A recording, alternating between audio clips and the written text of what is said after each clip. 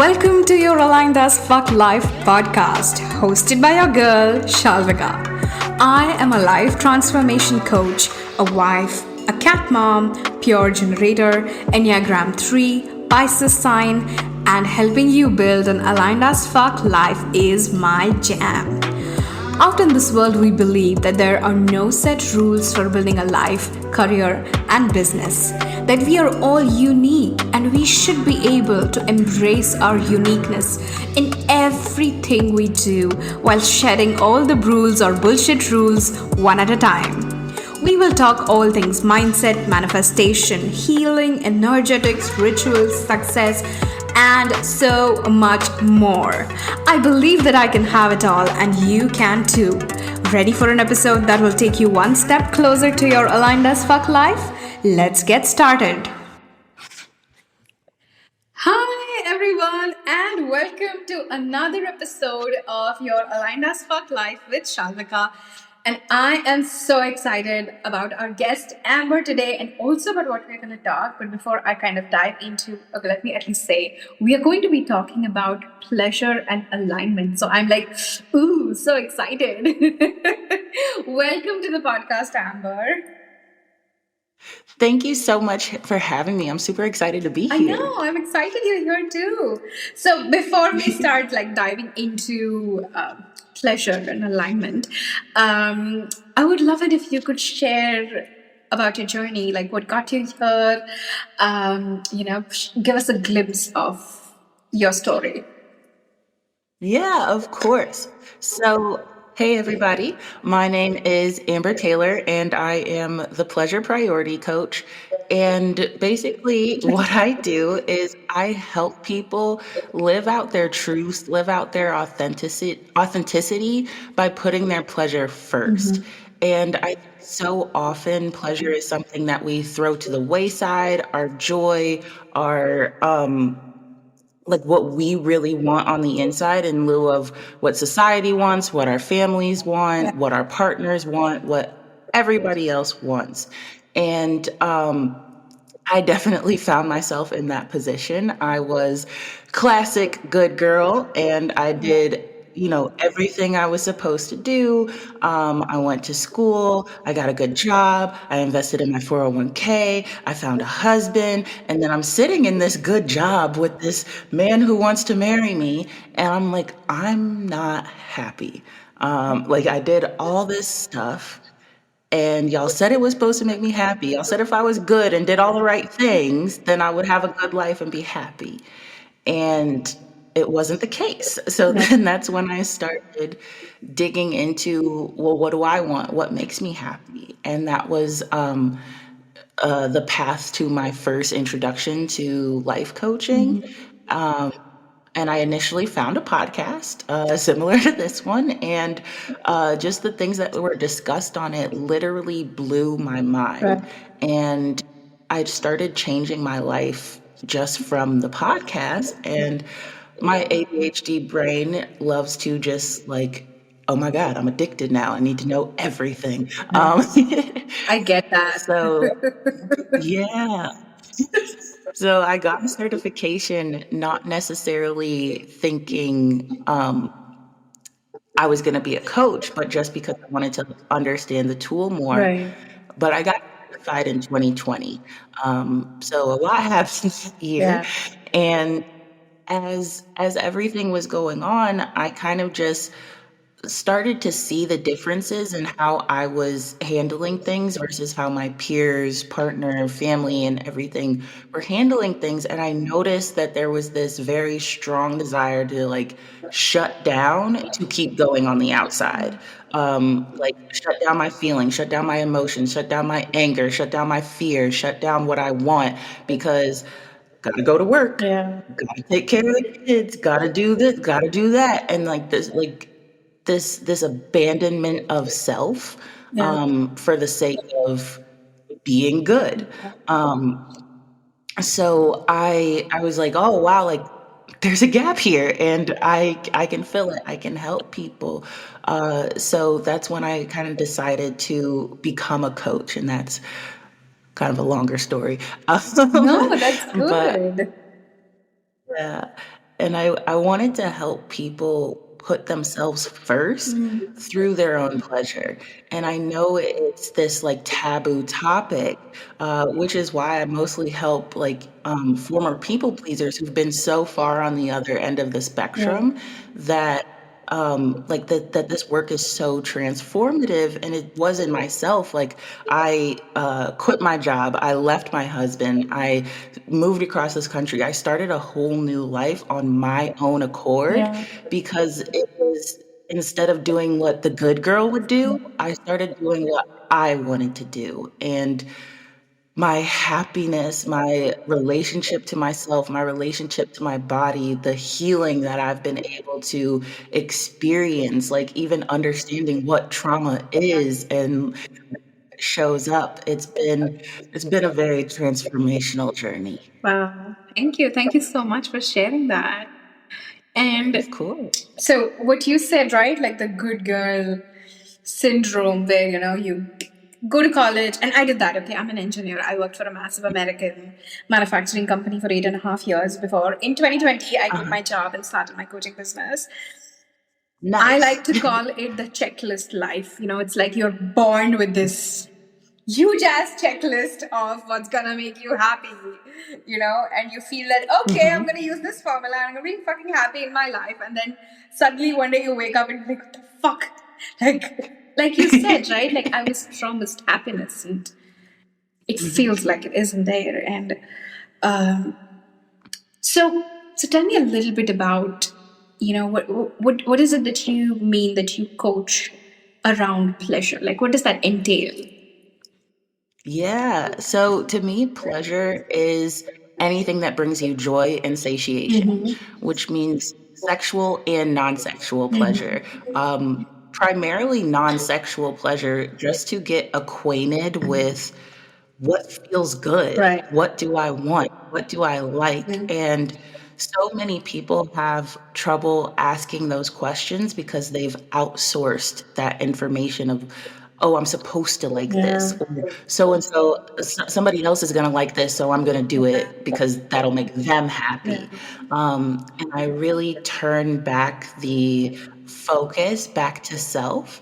And we coach on, what you want, what's going on with you, what's going on in your body, what's going on in your mind, and really clearing the path to alignment. That's why I was so happy about this Right. conversation, but to your alignment, to your authenticity, to your Right. purpose. And I think your purpose isn't this like set in stone destination, but it's whatever the fuck you want it to be at any Yeah. time. And if you're like, oh, my purpose is to lay on the couch today, beautiful. Like Yeah. if you want to do something that somebody else in your family isn't going to agree with, like one of my clients, she wanted a tattoo, but like her family was very much so like, no. I get that. I And got my tattoo and then I went and told my mom that it was temporary and it's gonna go off in 6 months. It's been 10 she said the same thing to her mom. because my mom was so shocked that I got a tattoo that I permanently like put something on my body. Like, how can you do that? Yeah. But I think the most transformative part of that was she was like, I did this for me. And my mom was upset, but that's okay. Like, I don't live with her anymore. I have my own family. Absolutely. And she was like, it's just this reminder, because it's also on her forearm. And she's like, it's this reminder I can look down every day and see that I live for Yeah. myself. And those transformational things, like you think, oh, it's a tattoo, it's body art, like what does it really matter? But it's the symbol that she can do what she Yeah. wants when she wants, and she has power and she has autonomy and she has freedom. And the whole thing is connecting back to that. That's beautiful. That's beautiful. And it's like for me, I realized this. I got this tattoo like 10 years ago. I was 23 then. And I know now if I were to do something, I would not lie about it. But at that time, it felt so essential that, I still have her on my side. And I mean, I love my mom, but, there's not, you can't It was a see. safety. Yeah. And you can't, now I'm okay with that. It's okay if we don't see eye to eye on everything. And I think so many of us, live with that, right? Like we're raised with that, with not having that autonomy. Like I don't know how it was when you grew up, but for me, like growing up in India, even something as simple as mealtime, right? I was always told I have to finish everything that's served on my plate because people are dying hungry. And you have the Yep. privilege that you have food.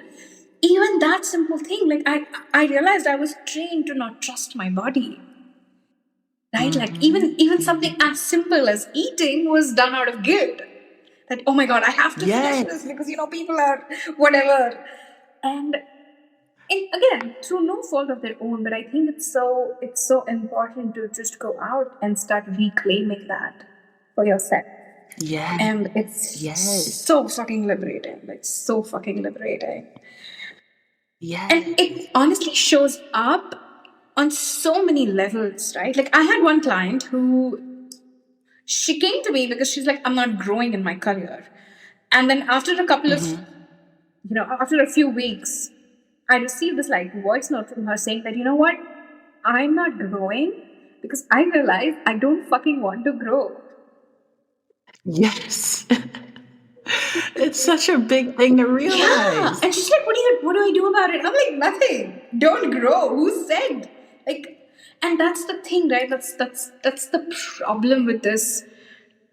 There's one thing that you said, and oh my god, it's just again, I also have an ADHD brain, so this keeps happening. It'll come to me though. That how like we like as humans are expected to just fit these molds, like each of us needs to be Yes. exactly like the other person, and that's just so fucking false. Yes. And like kind of backtracking the conversation, but making a full circle. My family is West Indian and Black. Right. So kind of similar ties and mindsets, told the exact same thing about eating and meal times. But I think part of the psychology with people of color is to train obedience into their children because they had to be obedient to survive. Yeah. And like you said before with your mom, like it's coming from a good place, but it's actually damaging to our psyche and how we think. Like you said, like I learned to not trust myself because I had to eat and finish my plate. Like we learned to put down our own desires. We learned to put down what our body tells us for the sake of obedience and for the sake of survival. But what our parents, what our ancestors had to go through is not what we have to go through. Yes. They did so much work that we don't need to repeat. Yeah. So it's deciding consciously to take that next step. And I know so many people are like, oh, but my parents, they did this, they did so much, they did. Yes, they did. So you could have a different starting line. So you could get further than they did. You have to take advantage of that by listening to yourself, by rethinking and retooling all these oppressive systems and really coming back to what do I want? Who do I want to be? Oh, I'm not growing because I don't want to grow in my career. That's fine. I'm gonna be right here. And it's interesting that you brought that because I was having a conversation with my husband a couple of weeks ago, and we were talking about education system in India and how like there's a massive movement in India right now happening around LGBTQIA plus rights, and like there are massive movements to legalize same gender marriage and things like that. Like a lot of upheaval happening. And honestly, like if you actually like go back, and I don't know so much about like West Indian culture, so I'm not really sure if it's the same, but I realized that a lot of these indigenous pockets around the world had such a massive connection to pleasure at one point, right? And then whatever happened, like we were either colonized. Exactly. That's it. Like we were colonized, and then all they wanted was like they needed us like you said, to be obedient. Like our school system was designed to only teach us the kind of things that would be needed for us to be like subordinates, like people who would run Hmm. around and do the job. So we were never taught creative thinking. We were never taught innovative thinking or whatever that looks like, right? We were always like so focused on math Yeah. because we had to be accountants. Like if we weren't accountants, who would be accountants? Like Yes, doctors, lawyers, exactly, all the tops. exactly. And it was like I come from the land of Kama Sutra, and sex is one of the biggest Mhm. taboos today in our society. Like even talking about pleasure, Right. talking about self pleasure. Like you will not believe, till I don't even know how many years ago, till up to recently, maybe 5 years ago or 6 years ago, maybe I'm not sure about the time. Oral sex was criminalized in India. Oh, And again, we wow. are the land of fucking Kama Sutra. And these are all imperialist rules, okay? These are all imposed. Exactly. And I think that's part of the obedience training is because pleasure is power. Exactly. Like personal autonomy, personal intelligence, like just personal decision making and being able to like explore those things is Yeah. power. It's pure power. Connecting to your sexuality is pure power. So demonizing that makes Yeah. sense to be like, oh, I need these people to listen to me and do what I say. So all that stuff that you like to do that like makes y'all Yeah. powerful, stop it. It's Yeah. bad. Okay, so coming back. So for someone who's listening, right, and who wants to kind of start on this journey of reclaiming their pleasure, be it sexual, non sexual, whatever, like, how do you start? What would you recommend as the starting point?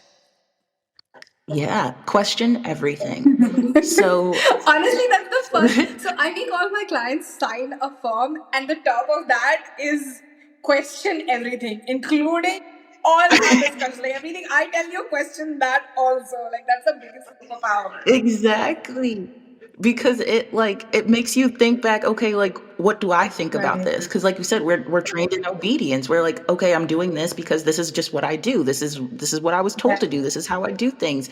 And like before we can even answer the question of what do I want, we got to figure out what the fuck we're even Yeah. doing and why. So I like why I say question everything is just like, okay, so you have your breakfast routine or your morning routine, and I don't mean like I'm an advocate of wake up at 6 a.m. every day and Oh, do yoga neither and am like I. no, I Neither am just mean I. like what happens in the morning, like how does Yeah. your day Yeah. start?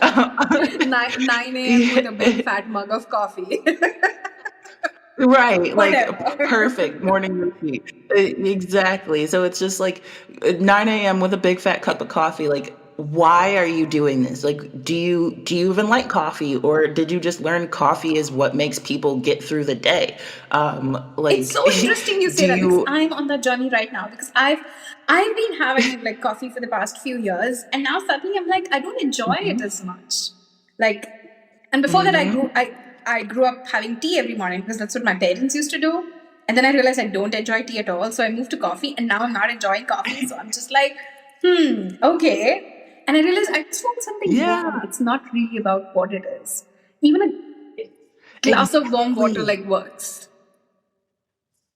Okay, that process that you just Yeah. did, like, okay, tea, my parents did it. Coffee, well, everybody else Right. does it. And it's like, actually, what do I want? Oh, I want something Right. warm. Yeah. Like, and like just back to what Yeah. you want. And then also knowing that there were years in between in between these realizations and just Right. knowing that like as people we change too. So maybe at one time you did like Absolutely. tea or and you maybe did like coffee, but not anymore. Now you just want something hot, and that's Right. okay.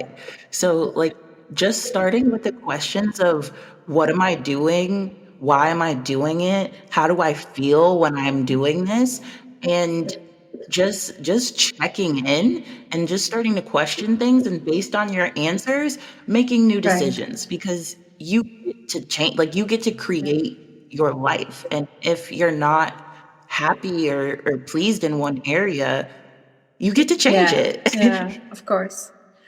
So another thing that comes up, especially like when you say something like pleasure, it's like there's a lot of not just taboo, but there's a lot of guilt and shame that we carry around it, right? Like, especially like you said, like people of color, when we're raised, I think we're raised on guilt, like, Yep. right? And then when I decide that I want to put my needs first, like I come first and foremost, what I want is, important and it's sovereign for me. What do you do Mhm. to, or how do you work with that guilt and shame? Because there's a shadow part to pleasure Yeah. as well, right? Like, Definitely, definitely. I actually started off as a trauma coach and like all those big heavy yeah, feelings, like, and then I realized how deeply they're right. correlated. And I was like, oh, I'm gonna go down the pleasure path because it's more fun. But but yes, I think starting out with those big feelings of shame and guilt, it's really one, just being witnessed in Mm, them and understanding like it's it's normal to feel like this, like you said, because of how we come up, of how we're trained, of what we're taught, and especially people of colors and people who identify as women who are also people of color. We are trained essentially to be yeah. helpers, to always think of the other person, always try to do something for Sacrifice. somebody else. Sacrifice, put yourself Yeah. last, and if you don't, you're selfish. And then so doing things for yourself can build that guilt, that shame, because it's like, oh, I'm choosing me over somebody Right. else. But I like to help one with the emotional and somatic side of it, two, and also recognizing the oppressive structures versus your actual desires, because so many people, when they have the guilt of, oh, if I stop doing that, or if I don't think so of somebody else, or if I don't go, or if like, oh, whatever, it's not out of like, but I really wanted to do that for Yeah. them. It's out of like, oh, but then they'll hate Right. me, or oh, then they'll think I'm not smart, or oh, then I'll get fired, or oh, then it's always out of like this Mm, fear. So really understanding that these people pleasing tendencies aren't from love, they're from fear. And then separating that of like, how do I create safety for myself? How do I create environments that are supportive of me and my needs? How do I create boundaries that protect myself and other right. people? And like really diving into that side of it. So when you do want to give and share and love, like it's coming from that place of love. It's coming from that clean, like I'm doing this for somebody else because I want to, not because I'm scared of what's going to happen if I don't. Right. Yeah. Yeah. And I feel even like I see around me, like I see this around me a lot. Like again, that checklist of how you're supposed to live your Hmm. life, Hmm. right? Like I'm at that stage, like I'm 33, so like most people around me, most of my friends are like having children or thinking of having children. And even that, I feel so many people don't even bother to ask themselves if they want kids. And I see that, like what you said, Hmm. right? I am doing it for you, this feeling. And I see that when people use that while raising children, like, oh my God, I'm sacrificing so much for you. I mean, the kid didn't ask for it. Like, you chose to bring the kid into this world and raise that child, right? Like, you can't be Yes. like, I am doing so much for you. You aren't. You're doing it all for yourself. But yeah, I Hmm. think that realization Yeah. is so important for everything, not just this, but yeah, that just came to my mind. Yeah. No, it's funny you bring up that example because like I was in a relationship thinking like, oh, this is just what you do. Yeah. And he told me he was gonna marry me before he told me he loved me. So the entire Mm. relationship, I was just acting like, oh, this is my husband. Like, oh, it doesn't matter that I don't like this or things are hard or whatever. This is how you like you just stick it out for the person that Yeah. you love. And then even like closer to the end, which I didn't think it was the end, but whatever. We were like talking about like starting a Mm. family and kids and all this kind of stuff. And we weren't talking about it from a place of like, oh, we want this. We were talking about it from this is the next Right. step. Like, okay, we're married now. Well, let's go get a new car and let's make sure it has like a lot of extra seating so you could put car seats and stuff in there and like all this kind of stuff. And I was just like, I sold that car like 2 months ago, and I was just like, wow, I was really preparing for something like I didn't even want. Like Yeah. at this point in time, like I don't want Yeah. kids, and I didn't even give myself the space to like make that an option. It was just the next thing to check off. Exactly. Exactly. And oh my God, that is such a, yeah, that's such a alignment killer. Yeah. It just takes you so far away from who you are and what you want. But I think that's another thing, right? Like most people don't even know what it is that they want. Like I think people have an idea that this is not the kind of life I want to lead. But then if not this, then what? Like that's something that I struggled with for a Hmm. long time. I think it's Yeah. very difficult to do something about your life if you don't know what is it that you want and where is it that you're headed. And it takes this level of responsibility and self leadership in order for you to go out and be like, fuck this shit, I'm gonna carve out my own path. Right? And Hmm. I think that's Hmm. also very important. Like, is that something that you work with in your coaching? Definitely, definitely. So it's the idea of seeing what's possible, and I think a lot of people need representation, but at the same time, nobody has your exact Right. story, your exact circumstances. Nobody Yeah. is you, so nobody's going to do exactly what you want to Right. do. You may get ideas and examples of like, oh wow, like I didn't even know people could live like that. Like but it's still coming inward and deciding like, hey, like not even deciding, but having the courage to try. Yeah. Um, and I think courage is what creates Yeah. confidence, because if you keep trying things over and over, then you get better at them and then you're Yeah. confident in them. But it's so I help my clients be supported in having the courage to live how they want to. And like that may start with a tattoo. It may start with like one of my clients was like really adamant. She's like, I want to have a reading nook in my house. Like my husband likes to have quality time in front of the TV, but I don't even like watching Right. TV. Like I want Yeah. to read. And like so for her a big thing was creating a reading nook in a corner. And Yeah. that like and then some people are like, nope, I want to blow up my whole life. Like let's do it now. And it's like wherever your place is, wherever you start, like, that's yours and it's Yeah. true to you. But it's about having the courage to start without necessarily knowing where you're going to end up, and developing the trust within Yeah. yourself that as long as you stay in your alignment, your integrity, your pleasure, your desires, you're going to be where you want Yeah. to be, and trust. Yeah. Absolutely. Okay. So if there was like one piece of advice that you think is the most essential for anyone listening to this episode, what would that be? Ooh, okay, let Yeah. me think for a second. Most essential piece of advice. Um, Not necessarily Mm-hmm. advice, but a Mm-hmm. reminder that your wants matter, your needs Yeah. matter, your pleasure matters, your hopes and your dreams and your accolade, all of it Yeah. matters.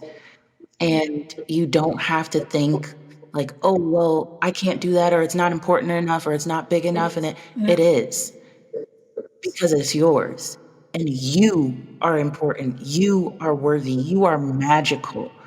And giving yourself the permission, the audacity to listen to that smart ass voice in your head, not the one that's judging you and making fun of you, but the one Yeah. that like gives you the pushes to be more of yourself. When you listen to that Yeah. person, you can't go wrong, I love that.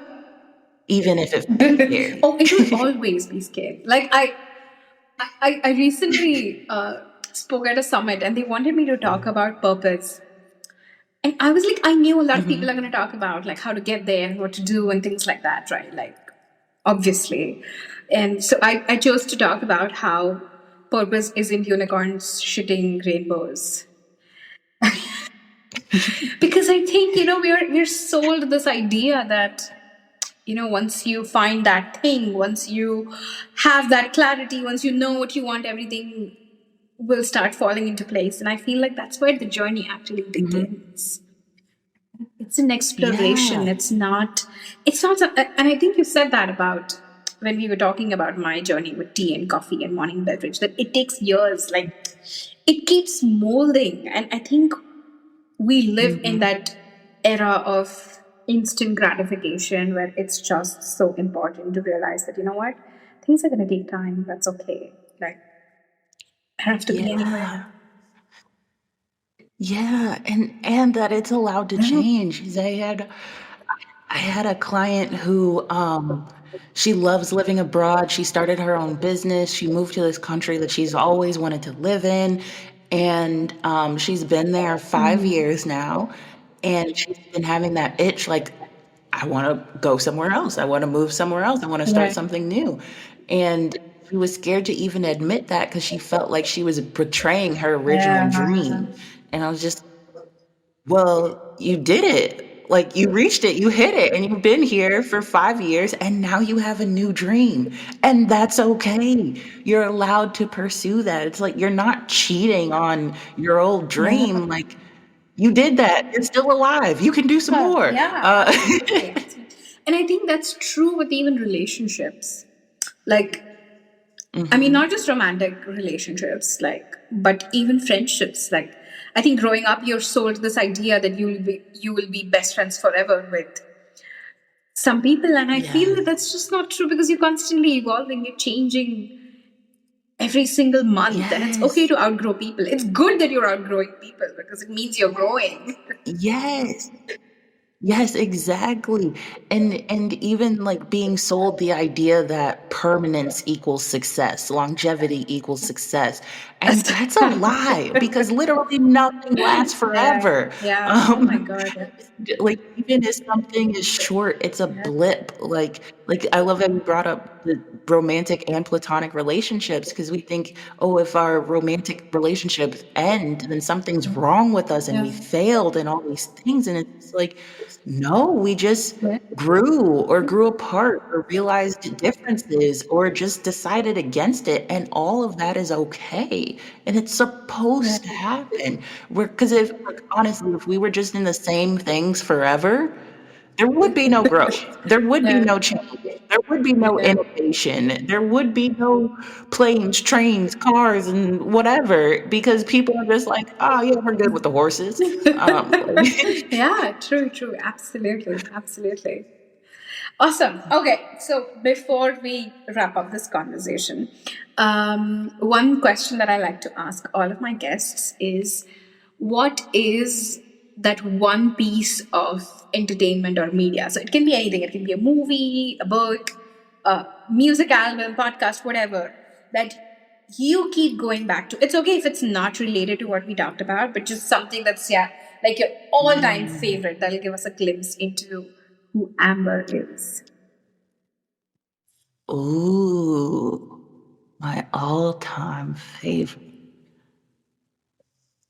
That's so interesting because I have this thing where I don't usually repeat books or movies, like, no matter how much I love them.